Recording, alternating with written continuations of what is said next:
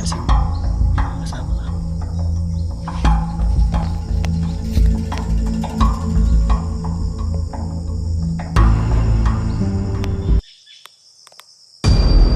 Patay. Patay, patay. Last na. Kahit anong gawin mo dyan, Brad.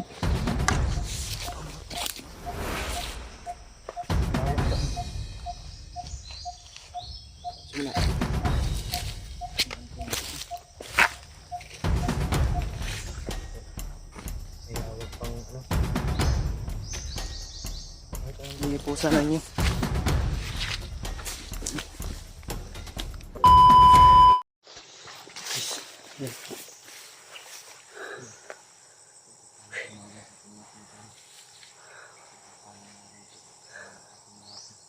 Mapagpalang araw sa ating lahat, tol. At mapagpalang gabi o umaga o tanghali, kung anong oras naman po ito mapanood. Sa mapagpalang araw po sa ating lahat. Ngayon, tol, ang mangyayari ay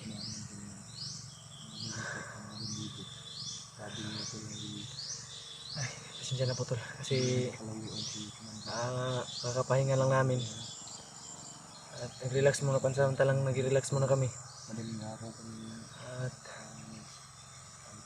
madaling araw po kaming nag-proceed. At ngayon ang oras ngayon po natin is alas 9 na po ng umaga. At hindi pa po kami tuluyang nakakalayo, tol, no? Sinusundan namin kung saan yung boses. Dahil para masundan namin kung saan lang nila dadalhin si Kyung o yung bihag.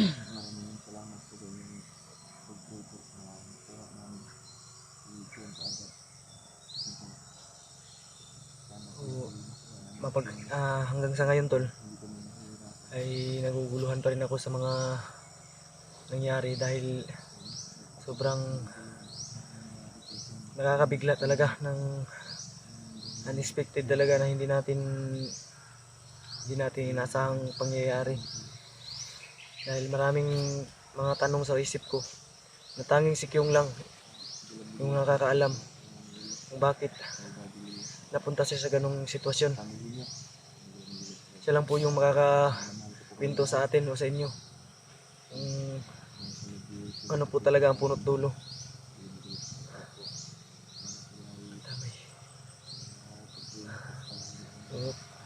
Pagpili pa rin kami, tol, sa aming explore na ito, na sana ay pagtagumpayan pa rin namin ito. Kung anong mangyari sa aming masama, lalong lalo na sa aming mga kasamahan.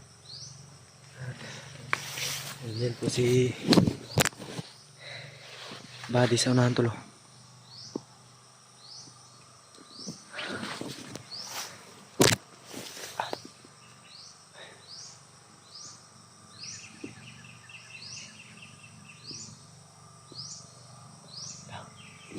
May sininggitay na yung gato. Mukhang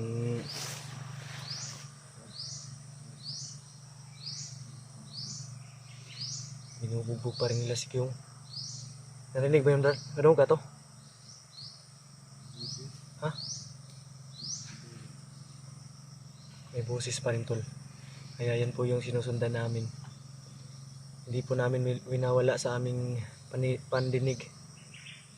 Dahil para hindi nila mailayo si Kyung, o kahit saan nila dalhin si Kyung ay nasusundan namin. Kagabi ay nagmasid po ako, pumunta po ako sa kung saan nila dinala si Kyung, pero hindi po ako makakalapit dahil napakaraming nakabantay.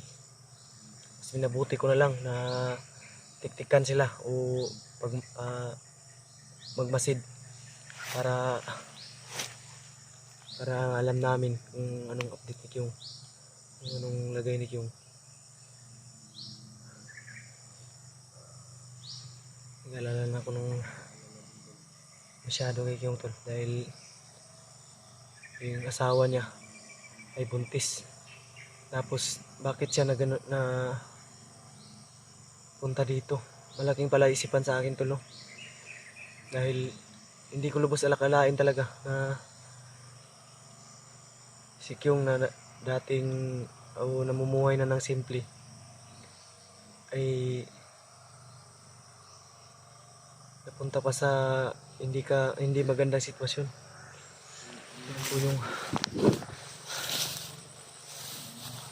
Yun po yung siguraduhin natin ngayon na maligtas natin agad si Kyung. Dahil yung asawa niya, base sa napag-alaman ko, yung asawa ni Kyung is buntis na. At manganganak na yun. Sana hindi lang tama yung iniisip ko ba. Na baka si Kyung ay inalokan ng halaga. Hindi ko rin maipaliwanag tol dahil pati ako naguguluhan sa mga nangyari.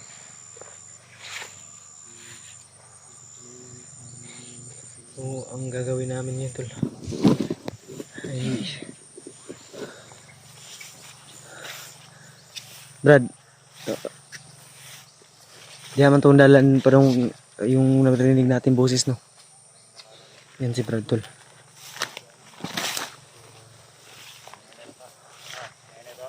Okay Brad, kailangan natin masundan yan. Inabuti talaga namin umaga kumilos tol.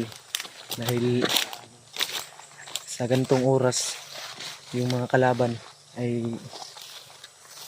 kanya-kanya ng mga pulasan at hindi sila sama-sama. Grupo-grupo sila ngayon tol. Dahil yun sa sabi ni Brad sa atin. Ayun sa napagtanong natin kay Brad na mas maganda maaga kumilos no. Para hindi tayo matrap o hindi tayo matagalan. Walang humarang sa atin.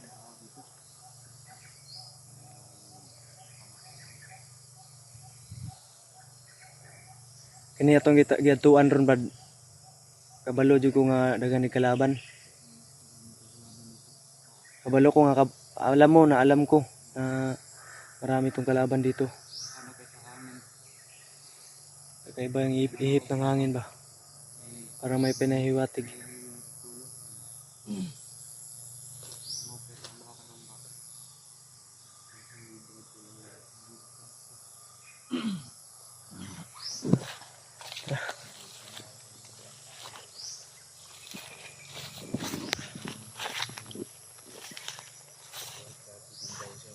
Yan si Brad tulo.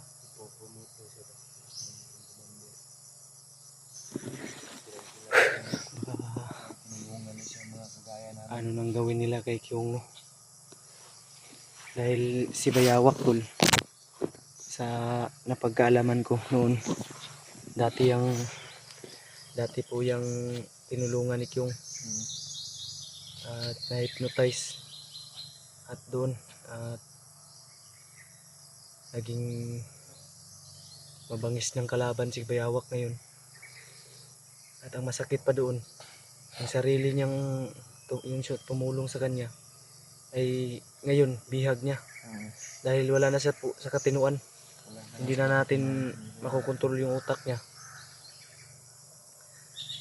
At mas pinalakas pa ngayon si Bayawak tol. Kakaiba yung aura na kakaiba yung lakas niya ngayon yung sa dati. Dahil mas pinalakas na ngayon. Maura na inyong pasabot, maura na ipasabot ni mo Brad. Sa una, nung una tol, si Bayawak ay nakita din niya ng ating ibang kasamahan na kumakain yun ng tao ata. Parang laman ng tao ba? Ano niya, kinilaw niya yung tao. Ang laman. Yung nga, may sigaw. Sigawan na. Singgitay na. Singgitay na ba? Si Kyung to ba? Ato daw ba iringi daw sa unahan brad. Sa itaas ng bago.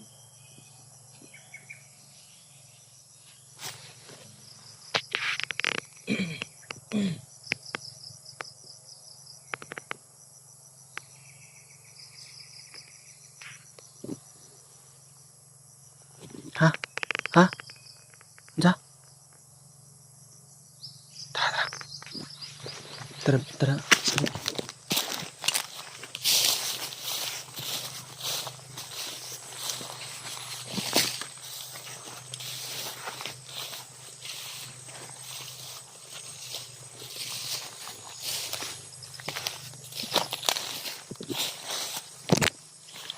Ay. Kalaban ko.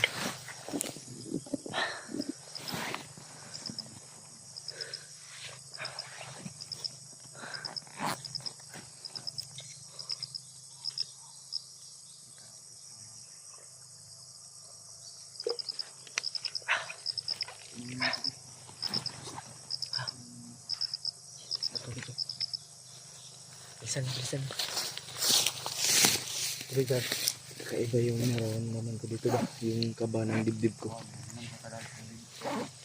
May sigaw. May sigaw na naman.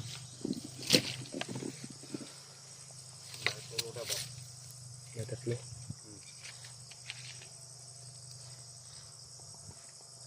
May kalaban dito. May kalaban. Tama na sa bay sa isa ta. Tatlo daw. Tama na sa atin. Tig-iisa tayo. Pero huwag tayong dalos-dalos ha. Kasi baka may commander dyan. May kuwan ba? Nanay kauban din ba? Punta ko pa lubis yung ganay bitik diyo. Baka may mga patibong. Kasi mautak na yung kalaban natin ngayon. Mas mabuti tayo dito ano. Ikato yung pinagkasunduan natin tatlo. Yun yung gagawin natin.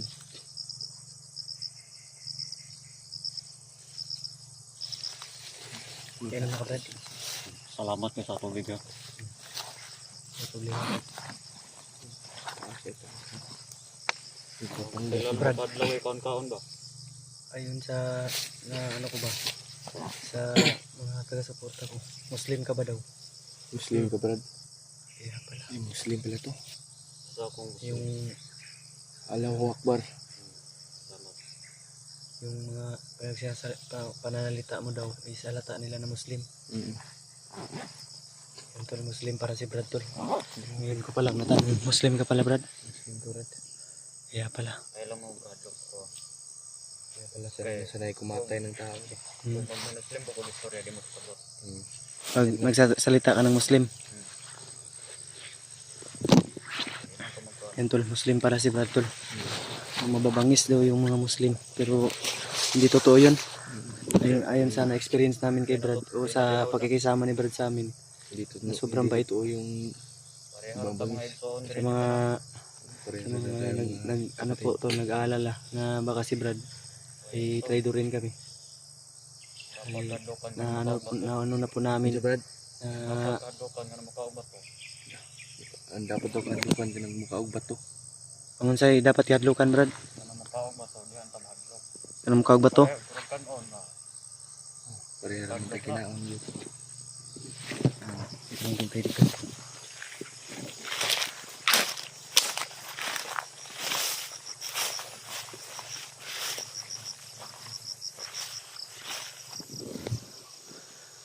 Mga anim ata sila dito ha. Huwag kumpiyansa. Marami sila dito. Ayun o. Ayun o, may gumalaw na sa itaas.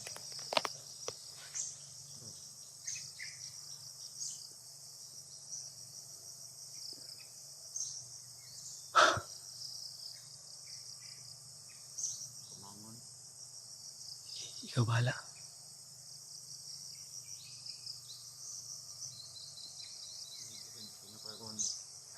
Ay kumpiyansa Brad kay daghan sila. Tara. Dahan-dahanin. Cover mo ako sa likod.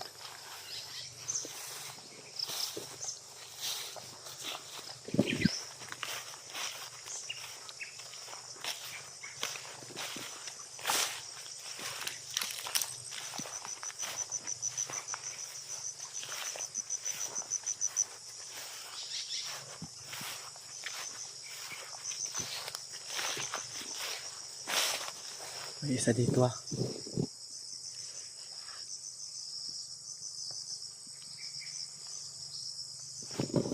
Yan tol.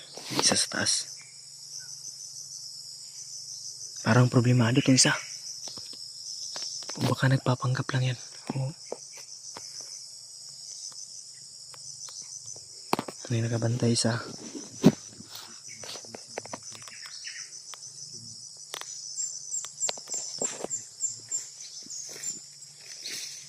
Brad. Brad. May isa. May isa.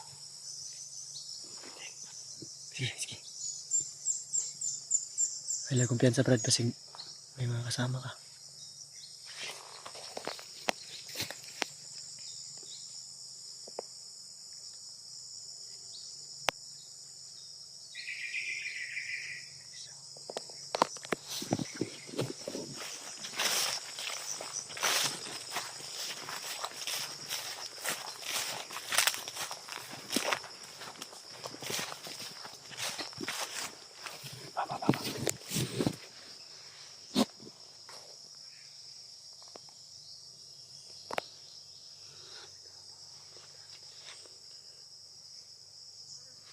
Ginapang niya.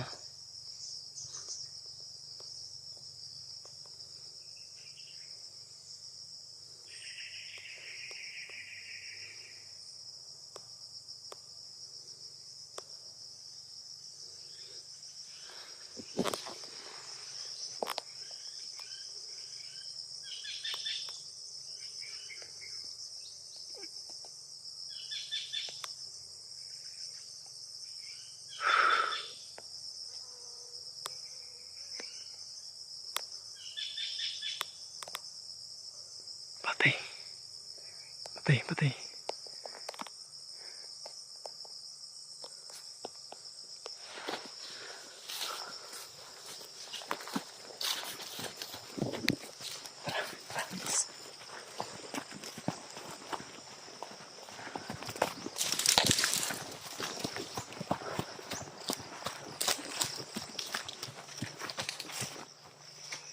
Wala namang nakasama Brad. May kasama, may kasama.